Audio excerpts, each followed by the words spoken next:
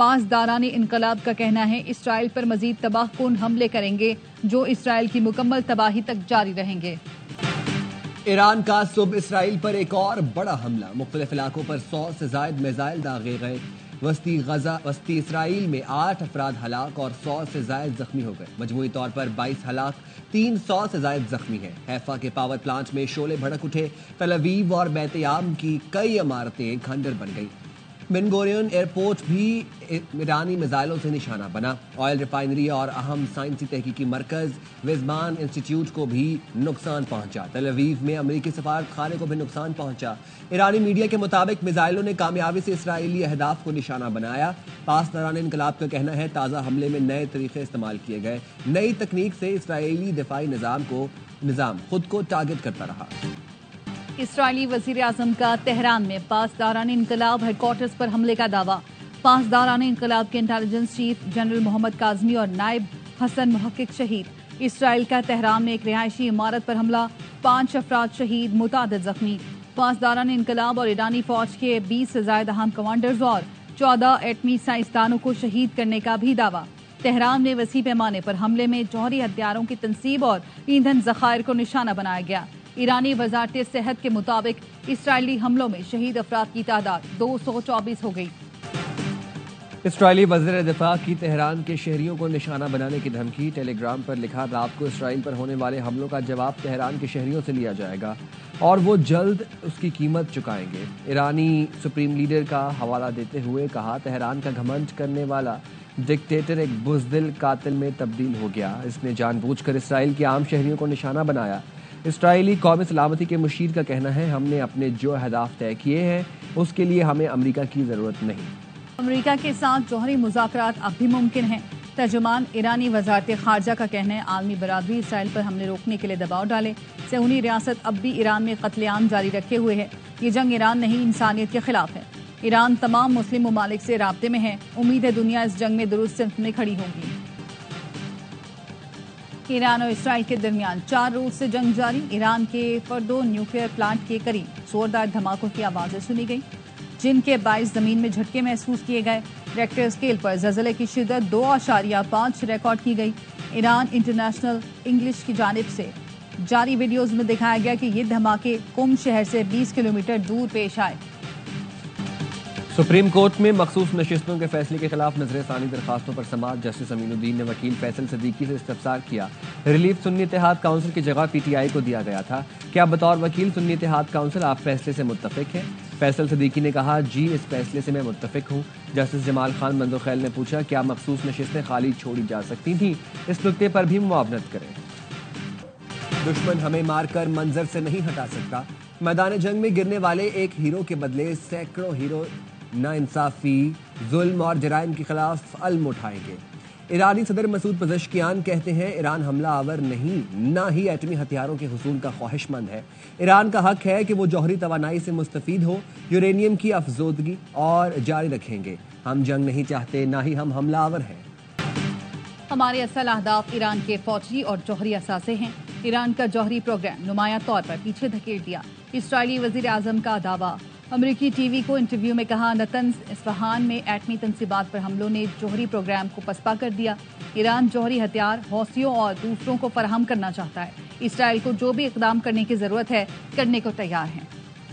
اب وقت آ چکا ہے ایران اور اسرائیل معاہدہ کریں، دونوں کے درمیان جلد امن ہوگا، ڈیل کے امکانات زیادہ ہیں۔ امریکی صدر ڈونلڈ ٹرمپ کہتے ہیں، اگر ضرورت پڑی تو امریکہ اسرائیل کا ساتھ دے گا۔ مشرق وسطیٰ میں دشمنوں کے خلاف جنگ میں شامل ہو سکتے ہیں، کبھی کبھی اپنا دفاع کرنا پڑتا ہے۔ جنگ بندی کے لیے روسی صدر کا کردار قابل تعریف ہے۔ اسرائیل ایران تنازع بڑھا تو سب سے پہلے مشرق وسطیٰ کے ملک شکار ہوں گے۔ چینی وزارت خارجہ کے ترجمان کا کہنا ہے، فریقین کشیدگی کم کرنے کے لیے فوری اقدامات کریں اور خطے میں مزید انتشار روکیں۔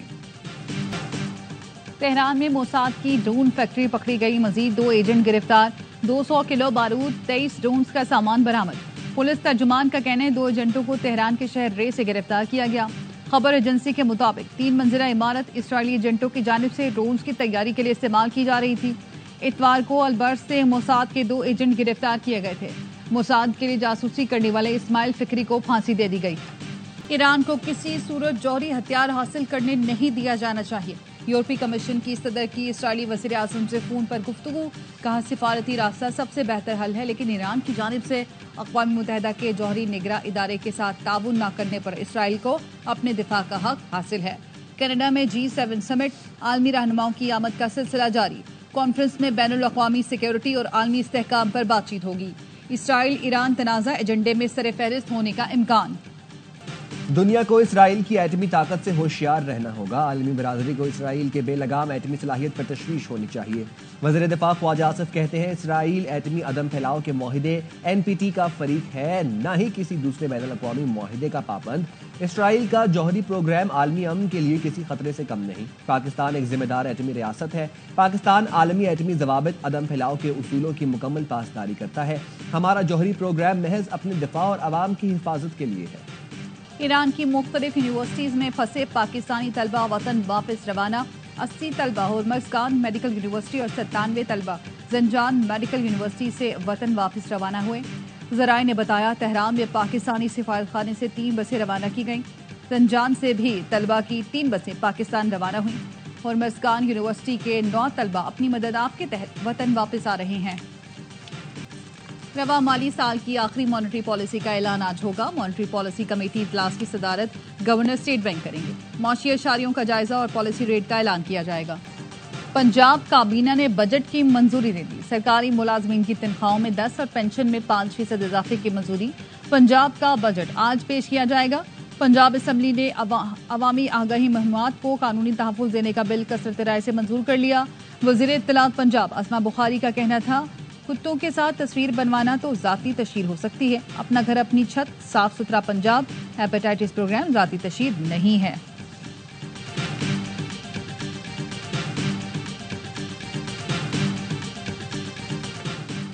PTI ने बजट में वोट न देने के लिए पीपल्स पार्टी से राब्ता कर लिया।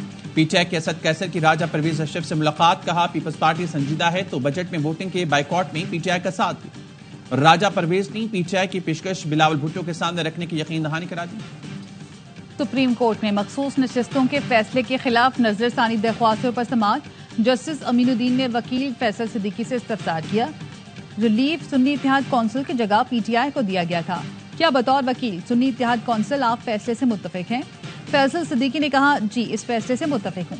जस्टिस जमाल मंदोखेल ने पूछा, क्या मखसूस नशिस्तें खाली छोड़ी जा सकती थीं? इस नुक्ते पर भी मुआवनत करें। नौजवान पाकिस्तान का मौक़िफ़ आलमी सतह पर उजागर करें। पीपल्स पार्टी जमहूरियत, बर्दाश्त और मुकालमे की सियासत पर यकीन रखती है। बिलावल भुट्टो का ब्रसल्स में पीपल्स पार्टी के ओवरसीज़ कारकुनों से खिताब, कहा शहीद जुल्फ़िकार अली भुट्टो और मोहतरमा बेनज़ीर भुट्टो का पैगाम आज भी जिंदा है। कश्मीर काउंसिल EU ने यूरोपीय फोरम्स पर मसला कश्मीर उजागर करने पर बिलावल का शुक्रिया अदा किया। पाकिस्तान के सिफारती वफ़द का दौरा यूरोप ब्रसल्स में कामयाब मुलाकातों के बाद वफ़द फ्रांस पहुँच गया। पेट्रोलियम मसनूआत की कीमतों में इजाफा। पेट्रोल 4 रुपये 80 पैसे महंगा, नई कीमत 258 रुपये 43 पैसे फी लीटर हो गई।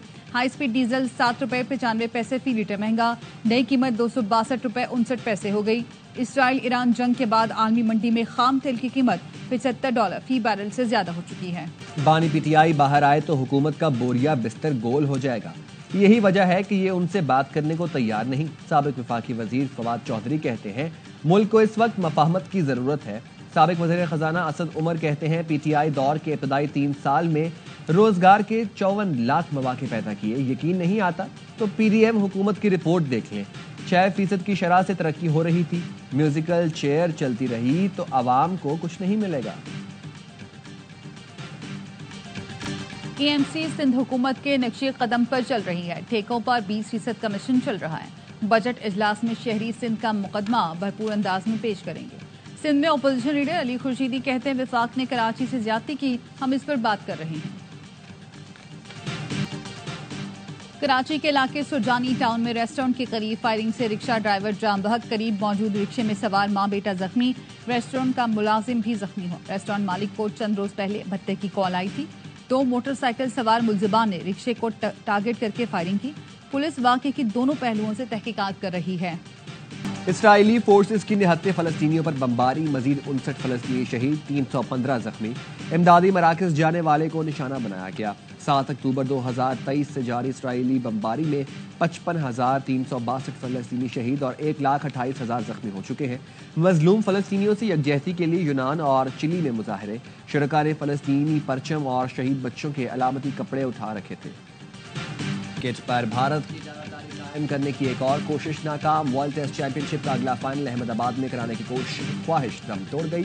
برطانوی میڈیا کے مطابق international cricket council test championship کے اگلے 3 فائنل بھی انگلینڈ میں کرانے کے لیے تیار ہوگی۔ جون میں برطانیہ کو فائنل کی میزبانی کے لیے موزوں قرار دے دیا۔ کراچی صدر ریگل چوک کے قریب دکانوں میں آگ لگ گئی، فائر بریگیڈ کی 3 گاڑیاں آگ بجھانے میں مصروف۔ آگ مارکیٹ کے میزنائن فلور میں بجلی کے تاروں میں لگی۔ مارکیٹ کے بلائی منزلوں پر رہائشی فلیٹس کو خالی کرا لیا گیا۔ اور کراچی میں دوپہر 3 بجے کے بعد بادل بننے کا سلسلہ شروع ہوگا۔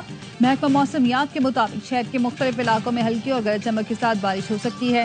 پنجاب، خیبر پختونخوا، کشمیر اور گلگت بلتستان میں بھی تیز ہواؤں کے ساتھ بادل برسنے کی پیشگوئی۔